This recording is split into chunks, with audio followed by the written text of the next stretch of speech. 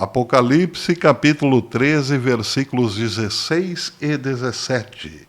Fez também com que todos, pequenos e grandes, ricos e pobres, livres e escravos, recebam uma marca na mão direita ou na fronte, para que ninguém possa comprar ou vender se não tiver a marca, o nome da besta ou o número do seu nome.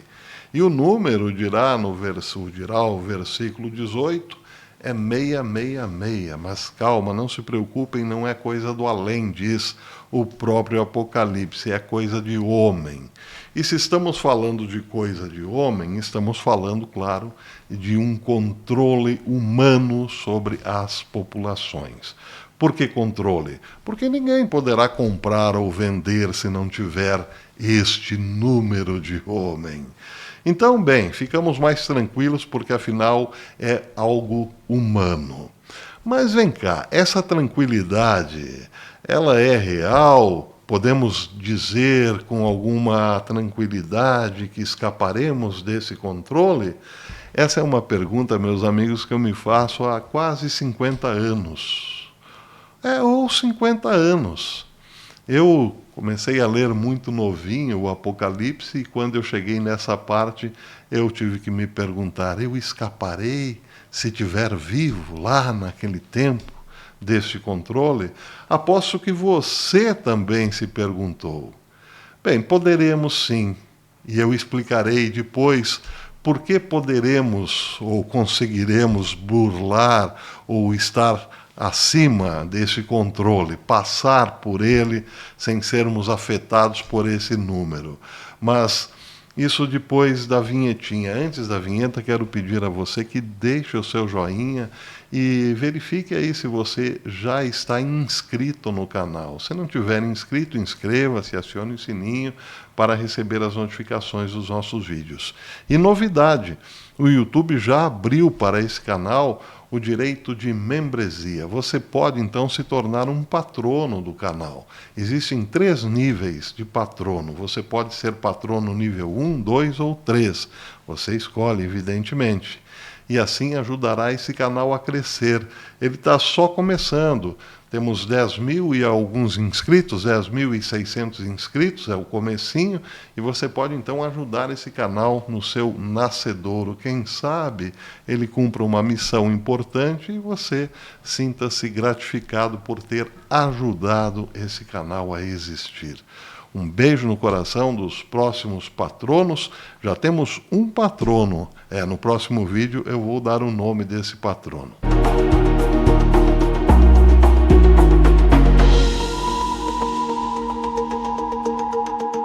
Meus queridos amigos, o assunto aqui é gravíssimo, porque o controle, esse controle 666, está chegando, queiramos ou não. Teoria da conspiração? Eu diria a teoria da constatação. 2 notícias me chamaram a atenção no dia de hoje. Uma veio lá do Canadá e outra aqui do Brasil mesmo. Bem, na verdade, essas notícias já estão aí desde o início da semana, mas eu fiquei impactado hoje porque é muita coincidência com esse tema do capítulo 13 do Apocalipse, o sistema controlando tudo. Lá no Canadá, existem pessoas, principalmente em Ontário, que estão tentando se desligar do sistema, criando comunidades em regiões que não fazem parte ainda do município, ou estão entre um município e outro. São chamadas por muitos de comunidades medievais, ou seja, pessoas que saem do sistema e vão viver alternativamente nessas terrinhas, que não estão ainda sob controles municipais, ou controle municipal. Bem, o que está acontecendo em Ontário? Autoridades, ou seja, políticos, estão tentando enquadrar essas comunidades. Por quê? Qual é a desculpa? A desculpa é a seguinte: os próprios municípios estão se dizendo preocupados com essas comunidades, com essas comunidades medievais, porque eles não têm água encanada, não têm esgoto. Então, por conta do meio ambiente e da possibilidade de doenças, os munícipes estão delatando essas comunidades para o sistema, para que o sistema vá lá e as enquadre. Isso é o que está acontecendo agora em relação a essas comunidades. Bem, aqui o The Wine Press foi quem deu essa notícia essa semana.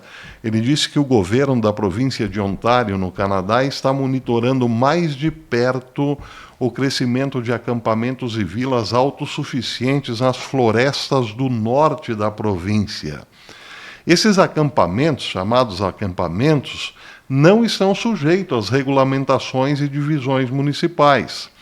E, aparentemente, as autoridades locais manifestaram preocupação com os possíveis impactos negativos que isso pode causar ao meio ambiente. Aí eu convido o amigo e a amiga a fecharem os olhos e imaginarem o tamanho do Canadá, a imensidão do Canadá, como são imensas as florestas canadenses e como é possível se isolar nessas florestas, sem, evidentemente, prejudicar o meio ambiente. Imaginemos pessoas humanas vivendo em condições, digamos, bastante duras, sob neves intensas ou até mesmo calores fortes, mas, enfim, isolados de tudo e de todos, como para alguns é o sonho de poder driblar o 666. Mas aí algumas comunidades, alguns municípios se sentem incomodados, ou até mesmo familiares dessas pessoas que foram embora, saíram dos sistemas, sentem-se incomodados pelo meio ambiente, porque afinal o ser humano para onde vai, leva todas as condições de um animal, ou todas as necessidades de um animal, como, por exemplo, beber água, defecar, dormir, etc. e tal. O ser humano é um pouco diferente dos outros animais. Ele, de resto, fabrica coisas, cria coisas que o beneficiam, como casas, ele corta árvores, ele faz camas, por exemplo. Mas isso tudo, então, está incomodando os munícipes, por quê? Porque pode criar um problema para o meio ambiente, já que não haverá água encanada nessas comunidades medievais. Isso pode criar doenças, trazer doenças para aqueles que estão lá tranquilos no sistema. Mesmo que o Canadá seja muito grande, parece, meus queridos amigos, não tem por onde escapar, principalmente porque quem está exigindo solução do sistema são aqueles que estão ali do lado dessas comunidades, lado entre aspas, não é? São os munícipes que sabem, que têm informação de pessoas que saíram do sistema. Eles as querem de volta no sistema. Então não é preciso um aparato policial muito grande para saber onde eles estão e para buscá-los. E daí você já começa a imaginar o quão difícil será burlar, enganar, ludibriar esse esquema que é apresentado aí na ilha de Pátamos há quase 2000 anos pelo apóstolo João, pelo evangelista João.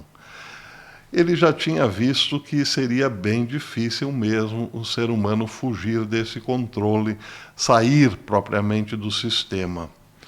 Porque, vejam, os políticos agora farão de tudo para enquadrar essas pessoas em nome do meio ambiente.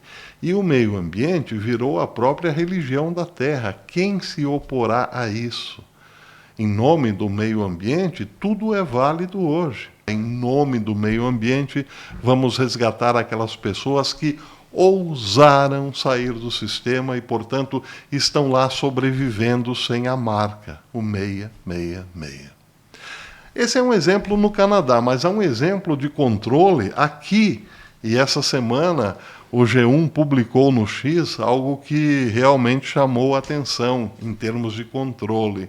O governo brasileiro quer que daqui a pouco todo mundo esteja cadastrado no site do governo. Pois é. Vejam só, matéria do G1 publicada no X. hotéis, pousadas e outros meios de hospedagem passaram a ser obrigados, desde segunda-feira, dia 20, a adotar a Ficha Nacional de Registro de Hóspedes. Peraí, mas isso aí sempre existiu, não existiu? Sim, mas se trata de outra ficha. Agora trata-se da digital, cuja sigla é FNRH. O sistema, diz o G1, o sistema que vem sendo adotado gradativamente desde novembro de 2025, aos pouquinhos eles vão chegando lá. Permite que o viajante faça check-in digitalmente antes de chegar ao estabelecimento. E é claro que a maioria das pessoas dirá que isso é para descomplicar a vida, vem para favorecer o pacato cidadão.